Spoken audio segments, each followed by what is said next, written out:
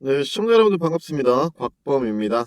자, 제가 저번 주에 이 테크윙 현재 흐름 너무 좋다라고 했고요. 이미 영상으로도 그리고 공부방에서도 자주 얘기 드리고 있긴 하죠. 자, 그리고 어제, 오늘 이 상승이 아닌 하락하는 모습을 조금 보여주고 있기 때문에 그럼에도 이 걱정인 우리 주주님들이 분명 있으실 거예요. 제가 늘 말씀드리지만 현재 이 테크윙에 대한 악재, 이는 1월 20일부터 23일까지 이때의 급락이 충분히 선 반영되어 있는 거고요. 이 주가에. 이미 이 악재는 하나가 소멸이 된 겁니다. 그리고 이때 하락 이후 반등이요, 여러분. 기술적 반등이었을 거면 주가는 이 라인입니다. 42,000원.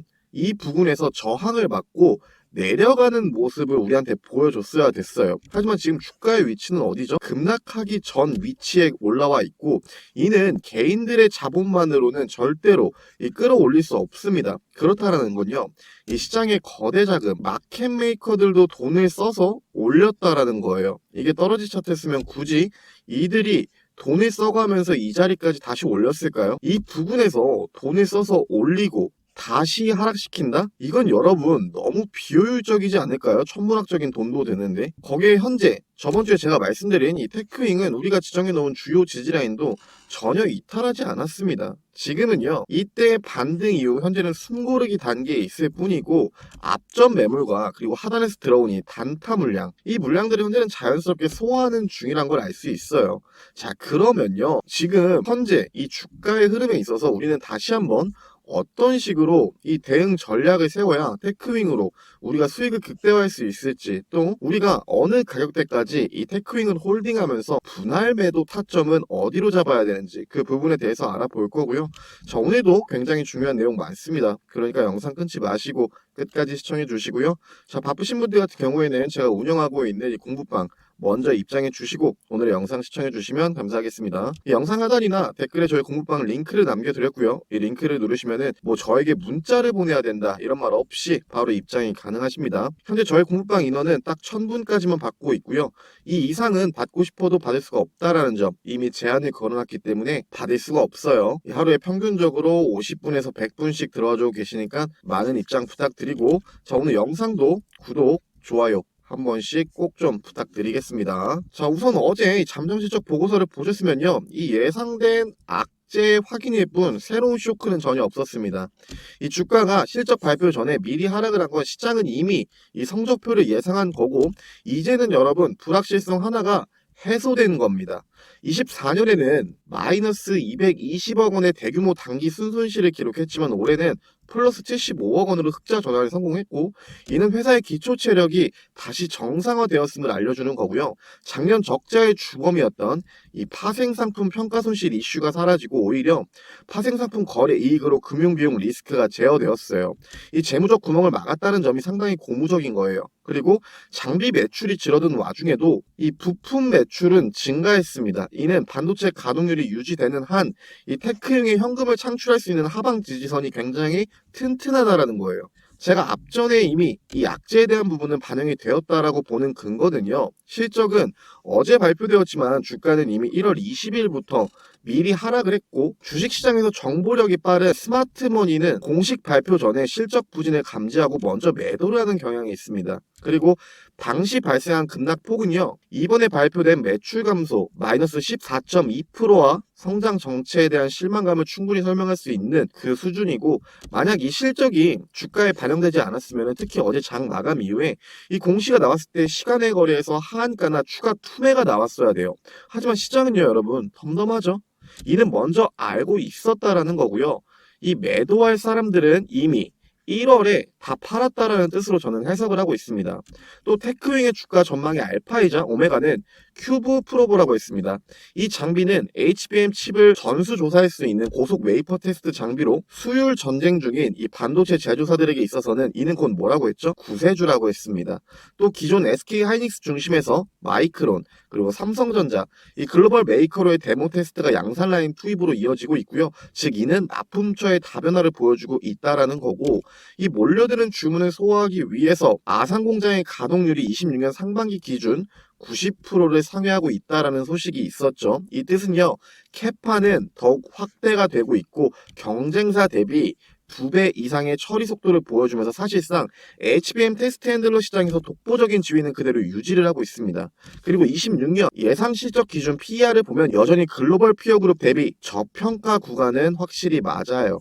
그러면서 우리가 체크해야 될 거는 이 큐브 프로버의 대규모 수주 공시가 1분기에 나왔는지, HBM 핸들러 시장에서 진입하려는 경쟁사의 기술력은 위협적인지, 최근 한 달간 연기금 라인과 외인 순매수 기조가 유지가 되는지, 또 필라델피아 반도체 지수가 상승 추세인지, 이러한 부분은요 제가 항상 여러분께 공부방에 바로 업데이트 해드리고 있으니까 여러분이 제 공부방만 집중해 주시고, 우선 우리가 이제 추가 대응이 들어가야 되는 구간은 공부방에서도 지난 영상에서도 말씀드린 이 라인입니다. 가격으로 보면요 43,500원에서 44,000원. 솔직하게 이 구간만 크게 이탈시키지 않으면요 우리는 뭐 굳이 지금 겁낼 필요가 전혀 없어요. 그리고 평단이 정말 안 좋으신 분들은 43,500원부터 대응이 들어가야 된다라고 했고요.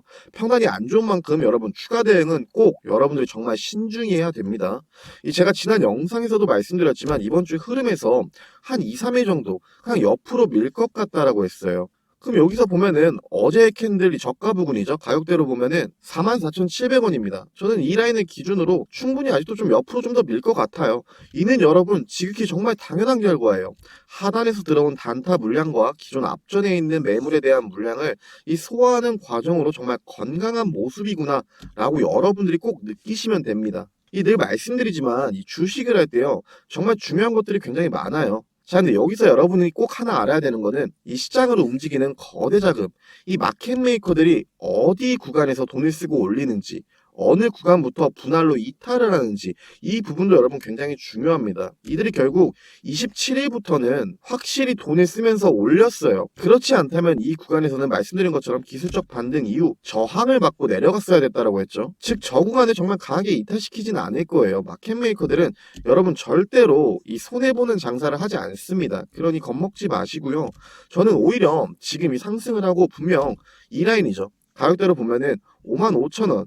이 구간에서 분명히 한 차례 저항을 맞을 텐데요. 왜냐하면 이 구간은 당연히 심리적 저항 매물대가 있는 구간이니까 분명히 한 차례 정도는 저항을 맞을 겁니다. 저는 오히려 이때를 좀 더 신경을 쓰고 있어요. 캔들이 지금처럼 이렇게 상승을 해주고 물량을 소화해주면서 건강하게 오르면요 이 구간에서 굳이 저항을 맞는다 하더라도 이 상승분에 있는 주요 지지라인만 크게 이탈하지 않는 이상 그대로 우리는 물량을 홀딩할 거고요. 이렇게 물량을 소화하면서 오르는 게 아니라 갑자기 급등을 하면서 미친 듯이 올라준다? 그러면 저는 공부방에서 소액이더라도 우리는 일정 비중 분할 매도 타점 드릴 겁니다. 저는 늘 말씀드리지만 의미 있는 자리에서부터 그렇다 할 조정 없이 미친 듯이 올라주면은 그만큼 눌림도 셀 거예요. 그리고 여러분 일정 비중을 정리한다고 손해보는 게 여러분 전혀 아닙니다. 어차피 그 상승분에서 주요 지지라인들이 크게 이탈하지 않는 이상 위에서 정리한 일정 비중을 다시 하단 구간에서 들어갈 거예요. 즉 눌림 구간에서 또 들어갈 거예요. 일단 소액이더라도 고점이라고 판단되는 라인에서 비중을 줄이고 키우는 건요. 우리는 우선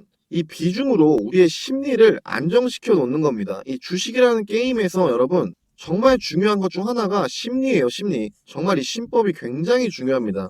이거를 꼭 아셨으면 하고요. 지금 현재 모습 늘 계속 말씀드리지만 정말 좋습니다. 단기적으로 지난 영상에서 말씀드린 것처럼 이번 주 한 목요일까지 저는 그냥 옆으로 쭉 밀 수도 있을 것 같아요. 이 물량을 소화하면서 옆으로 밀다가 분명 강한 상승은 남아 있습니다. 그러니 우선 계속 지켜볼 거고요. 어차피 여러분 하락하더라도 이미 시나리오를 제가 다 세워놨고 또 공부방에서는 계속 제가 여러분 대응도 잡아드리고 있고 말씀드린 것처럼 이 캔들이 어떤 식으로 오르냐에 따라서 제가 분할 매도 타점도 잡아드릴 거니까 제 공부방 좀만 집중해 주시고요. 지금은 여러분들이 지칠 때가 아닙니다.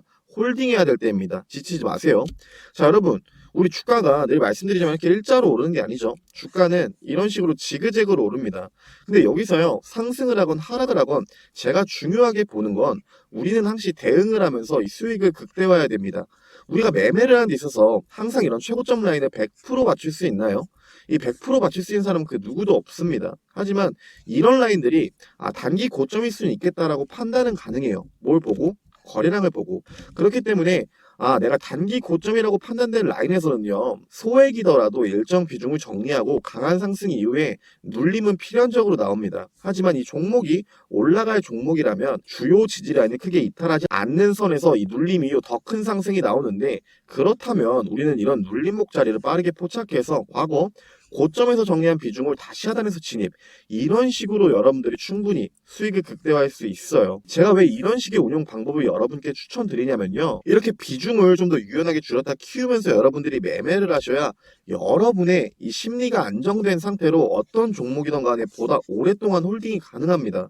제가 정말 강조드리죠. 이 주식은 정말 여러분 비중 싸움입니다. 비중 싸움. 즉 여러분들이 감당 가능한 비중. 이게 곧 여러분 심리예요. 이 매매를 하는 데 있어서 여러분의 심리가 1순위로 우선 안정적이어야 추후에 이 대응도 그리고 홀딩도 보다 원활하게 여러분 진행이 가능합니다. 그렇기 때문에 여러분이 감당 가능한 비중으로 좀 더 유연하게 비중을 줄였다 키우면서 이 종목을 홀딩하고 수익을 극대화하시면 좋겠고요. 이 저희 공부방에서는 이러한 전략적인 대응 방법과 단타 종목부터 스윙 종목까지 많은 것을 드리고 있고, 보시는 것처럼 1월 한 달 동안 여러분과 수익을 본 수익 표이자 종목들입니다. 그리고 여러분들이 궁금해하시는 여러분들이 물려있는 이 종목에 대한 부분 그리고 대응 관련해서는 보시는 것처럼 이런 식으로 여러분과 직접 소통을 하면서 제가 개인적으로 한 분 한 분 좀 도와드리고 있고요. 말씀드린 것처럼 제 방은요 1000분, 이 1000분을 마지막으로 더 이상 받을 수 없습니다. 이미 제한을 걸어놨기 때문에 받고 싶어도 받을 수 없다라는 점, 하루에 평균적으로 50분에서 100분씩 들어와 주고 계시니까 여러분들이 직접 들어오셔서 확인해 주세요. 제가 어떤 식으로 여러분께 대응을 도와드리는지, 또 어떤 종목으로 여러분과 수익을 꾸준히 보고 있는지. 현재 제 방은요 여러분 돈 드는 방이 아닙니다. 그렇게 직접 들어오셔서 확인해 주시고, 말씀드린 것처럼 영상 하단에 더보기 혹은 댓글창에 링크를 누르시면은 저에게 문자를 보내야 된다 이런 말 없이 바로 입장이 가능하십니다. 그렇게 많이들 들어와 주시고요. 이 여러분들이 주식을 하는 데 있어서 이 주식을요 뭐 한 달 두 달하고 안 하실 게 아니잖아요. 이 주식은요 정말 가늘고 길게 꾸준히 오랫동안 해야 됩니다. 제가 이 공부방에서 여러분께 종목을 드리고 있긴 하지만 저는 이 종목보다도요 제가 뭐 대응 관련해서 리스크 관련 비중에 대한 부분, 그리고 공시가 나오면 여러분들이 중점적으로 봐야 되는 것들과 이 재료가 나와줘야 될 타이밍, 그리고 차트에 대한 부분, 정말 많은 것들을 알려드리면서 제가 여러분들이 물려있는 그 종목과 평단을 듣고 이런 식으로 한번 대응을 해보세요 라는 코멘트를 드리면요, 여러분들이 처음에는 조금 미숙할지언정 하다 보면 점점 실력이 느실 거예요. 저는 이게 가장 중요하다라고 생각합니다. 여러분들의 주식 인생에 있어서 그 대응을 직접 해보는 그 경험, 그렇기 때문에 제 방에 들어오셔서 종목부터 특히 이 대응 관련해서 꼭 정말 많은 것을 얻어 가셨으면 합니다. 그리고 끝으로 2026년 아직도 한국 기업의 약 70%가 여전히 PBR 1배 이하에서 거래 중인 반면에 일본은 약 45%, 미국은 5% 미만입니다. 정말 많은 외인과 이 국내 투자자 모두